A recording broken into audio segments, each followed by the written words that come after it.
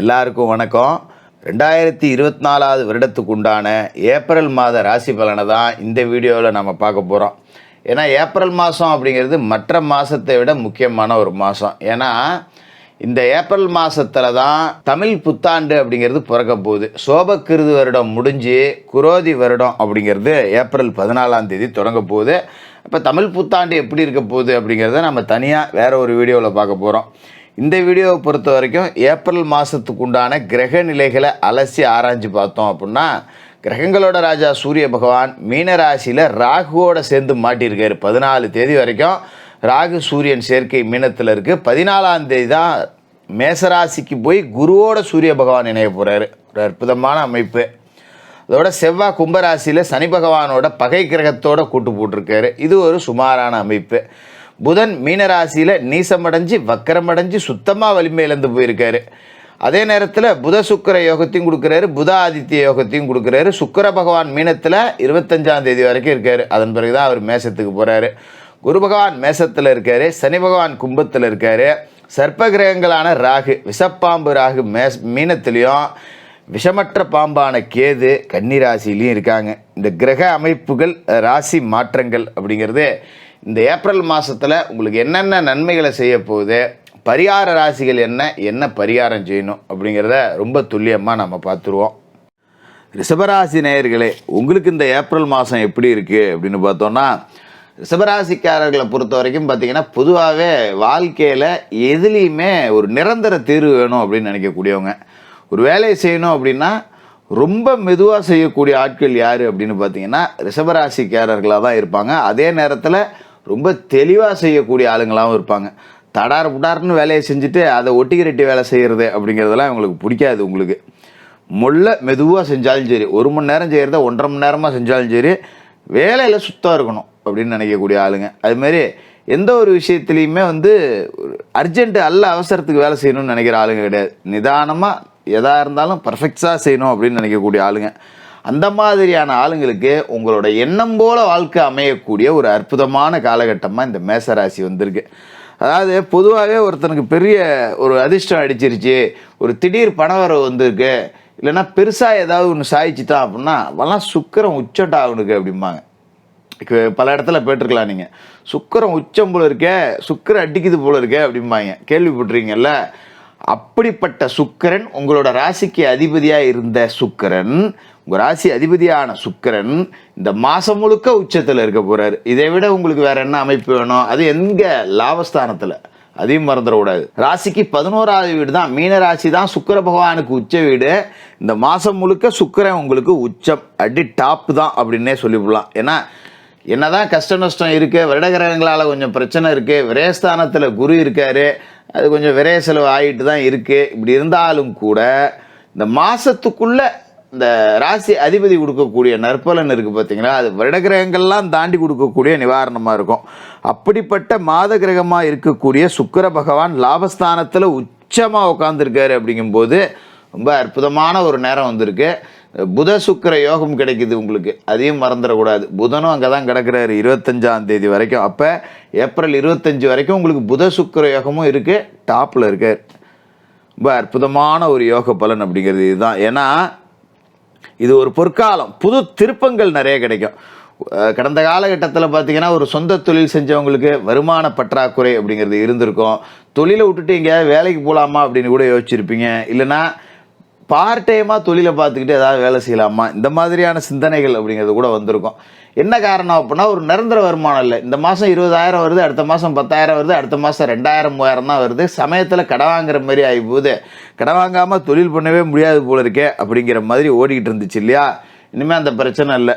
உங்களோட நிரந்தர வருவாய் அப்படிங்கிறதுக்கு வழி பிறக்கும். நிறைய பாராட்டுகள் உங்களுக்கு கிடைக்கும். வேலை செய்யக்கூடிய இடத்துல பெரிய அதிகாரிகளோட பாராட்டுகள் எல்லாமே உங்களுக்கு கிடைக்கும்.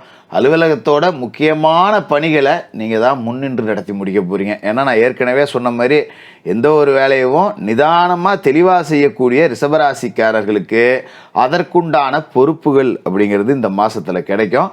அலுவலகத்தோட முக்கிய பொறுப்பு உங்களை நம்பி ஒப்படைக்கப்பட போது கொஞ்சம் பணிச்சுமை அதிகமாக தான் இருக்கும். 5 மணி வரைக்கும் வேலை பார்க்குறவன் 7 மணி வரைக்கும் வேலை பார்க்குற மாதிரி தான் இருக்கும். அந்த சலிப்பு தட்டுறது போகிறது வர்றது அதெல்லாம் விட்டுட்டு சரி நம்மளை நம்பி இவ்வளோ பெரிய பொறுப்பை ஒப்படைச்சிருக்காங்க, நம்ம தான் பார்க்கணுன்னு கண்ணும் கருத்துமாக இறங்கி வேலை செஞ்சிங்கன்னா இந்த ஏப்ரல் மாதம் உங்களை ஒரு பெரிய அதிகாரி அப்படிங்கிற அந்தஸ்தை உயர்த்தி ஒரு பதவி உயர்வு கொடுத்துட்டு தான் கடந்து போவோம். அப்படி ஒரு பதவி உயர்வு கொடுக்கக்கூடிய மாதமாக இருக்க போகுது. அற்புதமான மாதம். அதுமாரி வீட்டுக்கு தேவையான பொருட்கள், ஆடம்பர பொருட்களை எல்லாத்தையும் வாங்கக்கூடிய யோகம் இருக்குது. அலுவலகத்தில் ஒரு முக்கிய பொறுப்பு கொடுக்க போகுது, ஒரு பதவி உயர்வு வருதுன்னா சம்பள உயர்வு கிடைக்கும். சரிப்போ ஒரு ஏசியை வாங்கு, ஒரு ஃப்ரிட்ஜை வாங்கி வீட்டுக்கு தேவையான ஆடம்பர பொருள் எல்லாத்தையும் வாங்கி போடுவோம், காசு தான் 10 ரூபா சம்பளம் வருது பார்த்துக்குவோம், ஒரு இஎம்ஐலையாவது போடுவோம் அப்படிங்கிற மாதிரி எண்ணம் உங்களுக்கு வரும். நல்ல அமைப்பு அப்படிங்கிறது இருக்குது. அதோட பொது வாழ்க்கையில் இருக்கிறவங்களுக்கு பொறுப்புகள் அதிகமாக. ஒரு அரசியல் கட்சியில் இருக்கேன் அப்படின்னா தேர்தல் பணிகளில் நீங்கள் முன்னிறுத்தப்படுவீங்க. இவனை நம்பி ஒரு ஏரியாவை ஒப்படைக்கலாயா, 10 ஓட்டு கூட வாங்கி கொடுத்துருவாயா, அவன் மக்களோட மக்களாக நல்லபடியாக பழகுவாயா, மக்கள் செல்வாக்கு இருக்கியா, 10 ரூபா காசு பணம் கொடுத்தா கூட 10 ரூபா திருடாமல் நாணயமாக கொண்டு 4 பேர்த்துக்கு கொடுக்கக்கூடிய அளவுக்கு ஒரு நல்ல மனுஷையா அப்படிங்கிற அளவுக்கு அரசியல்வாதிகளோட நம்பிக்கையை பெற போகிறீங்க. அதே மாதிரி மக்கள் செல்வாக்கும் உங்களுக்கு இருக்கும். அப்படிங்கிறதால இந்த சுக்கிரன் உச்ச காலகட்டத்தில் நீங்கள் பொறுப்பெடுத்துக்கூடிய பகுதியில் பெரிய ஆளாக வரக்கூடிய வாய்ப்பு இருக்குது. அதோட செவ்வாசனி கூட்டணி இருக்குங்கிறத மறந்துடக்கூடாது, அதையும் சொல்லி போடணும். ஏன்னா நல்லதை மட்டும் சொன்னீங்களே ஜோசியரே, கெட்டதை சொன்னீங்களா அப்படின்னு கேட்கக்கூடாது.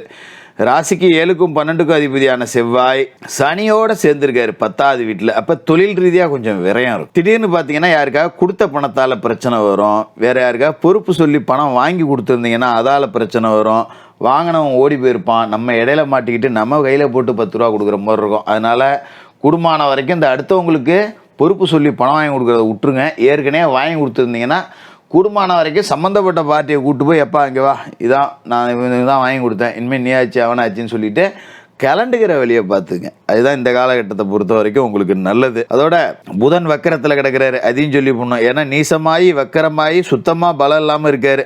ராசிக்கு தனஸ்தானத்துக்கும் அதிபதி, பூர்வ புண்ணிய ஸ்தானத்துக்கும் அதிபதி, 2 அற்புதமான இடங்களுக்கு அதிபதியான புதன் வக்கரமடைஞ்சு பலம் இழந்து போயிருக்காரு. அப்படிங்கிறது நல்லதில்லை. அப்போ பிள்ளைகளால் கொஞ்சம் பிரச்சனை வரும். ஏன்னா 5ஆம் இடத்துக்கு அதிபதி வக்கரமடைஞ்சு பலம் இழந்து போகிறாருன்னா பிள்ளைகளுக்கு ஒரு மருத்துவ செலவு வரும். சும்மா காய்ச்சல் சோரம் சளி அப்படின்னு மருத்துவ செலவுகள் வரும். பிள்ளைகளுக்கு வரன் பார்த்தீங்கன்னா வரன் அமையாது, கடைசி நேரத்தில் தட்டிக்கிட்டு போயிடும், எவனா ஒருத்தன் கெடுத்து விட்ருவான். அதுமாரி பிள்ளைகளுக்கு ஒரு கல்வியில் நாட்டம் குறையும். நம்ம கொஞ்சம் கட்டுப்பாட்டில் வச்சு வளர்த்துக்கிற மாதிரி இருக்கும். இதில் கொஞ்சம் கவனமாக இருக்கணும். அதேமாரி தனவாக்கு குடும்பஸ்தானத்துக்கும் அவர் தான் அதிபதி. 2ஆம் இடம் அப்படிங்கிறது தனம் வாக்கு குடும்பம், இதை குறிக்கக்கூடிய இடத்துக்கு அதிபதியான புதன் நீசமடைஞ்சு வக்கரமடைஞ்சு போயிருக்காரு. அப்படிங்கிறப்ப யாருக்கும் வாக்குறுதி கொடுக்கக்கூடாது. உனக்கு அதை செய்கிறேன் என்னால் முடியாதுப்பா, செய்கிற அன்னைக்கு பார்த்துக்கோப்பா, அப்படி தான் முடிச்சுக்கணும். இதை செய்கிறேன்னு சொல்லிட்டா கடைசி நேரத்தில் செய்ய முடியாமல் போயிடும். அப்புறம் தேவையில்லாத பகை உருவாகும், மன வருத்தம் உண்டும். அதனால் வாக்கு கொடுக்காதீங்க யாருக்கும். குடும்ப உறவுகளுக்குள்ளே கொஞ்சம் சின்ன சண்டை, கணவன் மனைவிக்குள்ளே பெத்த தாய் தகப்பம் கூட வரும். விட்டு கொடுத்து போகிறது அப்படிங்கிறது தான் இந்த காலகட்டத்தை பொறுத்த வரைக்கும் நல்லது. பணம் வரத்து கொஞ்சம் இழுத்து பிடிச்சி தான் ஓட்டு 24ஆம் தேதி வரைக்கும் அப்படியே கொஞ்சம் அப்படியே பணம் வர்ற மாதிரி தெரியும், போகிற மாதிரி தெரியும். ஆனால் மீதி கையில் எவ்வளோடா இருக்குன்னா ஒன்றும் இல்லை அப்படிங்கிற மாதிரி தான் இருக்கும். அதனால் கொஞ்சம் காசு பண விஷயத்தில் மட்டும் கொஞ்சம் கை பணத்தை எண்ணி செலவு பண்ணுங்கள், தேவையற்ற செலவுகளை செய்யாதீங்க. அதோட ராசிக்கு லாபஸ்தானத்தில் சூரியன் இருந்து 14ஆம் தேதி அன்னைக்கு விரயஸ்தானத்துக்கு வராரு. 14 தேதி வரைக்கும் லாபஸ்தானத்தில் இருந்தாலும் சர்ப்பகிரகமான விஷப்பாம்பு ராகு கூட ஒரு பொருத்தமற்ற கூட்டணி அப்படிங்கிறது இருக்குது. அதனால் குடும்பத்தில் பழைய பிரச்சனை எதாவது இருந்தால் தலை தூக்க வாய்ப்பு இருக்குது. குறிப்பாக பார்த்தீங்கன்னா பொது வாழ்க்கையில் இருக்கிறவங்களுக்கு வீட்டில் பிரச்சனை வரும். என்னையா சும்மா கச்சின்னு ஓடுற, வீட்டு வேலையை பார்க்க மாட்டேங்கிற, பிள்ளையோட படிக்க பார்க்க மாட்டேங்கிற, ஒரு பள்ளிக்கூடத்துக்கு கூட கொண்டு விட மாட்டேங்கிற, பள்ளிக்கூட கச்சின்னு ஓடிக்கிட்டு இருக்கேன் அப்படின்னு இந்த அரசியல்வாதிகள் வீட்டிலலாம் பிரச்சனை வரும். உங்கள் கட்சி உனக்கு என்ன அப்படியே லட்சக்கணக்கில் கொட்டிச்சா, செவனேன்னு வீட்டில் படியா அப்படிம்பாங்க. இந்த மாதிரி விஷயங்களில் கொஞ்சம் நாம் வீட்டுக்கு அப்புறம் தான் எதாக இருந்தாலும் அப்படின்ட்டு குடும்ப விஷயங்களில் பொறுப்புகளை முடிச்சுட்டு அதன் பிறகு உங்களோட பணிகளை செய்கிறது அப்படிங்கிறது தான் நல்லது. மற்றபடி இந்த மாதம் நல்ல மாதம்தான், பெருசாக எதுவும் கெடுபலன்கள் அப்படிங்கிறது இல்லை. குலதெய்வ வழிபாடு அப்படிங்கிறத தினமும் செய்யுங்க. காலையில் குளித்து முழிச்சிட்டு குலதெய்வத்தை வணங்கிட்டு குலதெய்வ கோவிலோட விபூதி வீட்டில் இருந்ததுன்னா நெத்தியில் இட்டுக்கிட்டு அதன் பிறகு தான் வேலைக்கு போகணும். உங்களால் முடிஞ்சப்போ ஏழைப்பாளைகளுக்கு அன்னதானம் பண்ணுங்கள். அதை செவ்வாய்க்கிழமையில் செய்யுங்க. ராகுகால நேரத்தில் செவ்வாய்க்கிழமையில் துர்க்கையம்மனுக்கு ஒரு தீபம் ஏற்றிட்டு செவ்வாய்க்கிழமை மதிய உணவு ஏழைப்பாளைகளுக்கு உங்களால் முடிஞ்ச ஒரு 9 பேர்த்துக்கு வாங்கி கொடுத்தீங்க அப்படின்னா லாபஸ்தானத்தில் இருக்கிற ராகு அதிர்ஷ்ட யோகத்தையும் கொடுப்பாரு. அதுக்கான சாத்தியம் அப்படிங்கிறதும் இருக்குது. இதை செஞ்சாலே மிகப்பெரிய வளர்ச்சி அப்படிங்கிறது காத்துக்கிட்டு இருக்கு. சிவராசிக்காரர்களுக்கு வாழ்த்துக்கள்.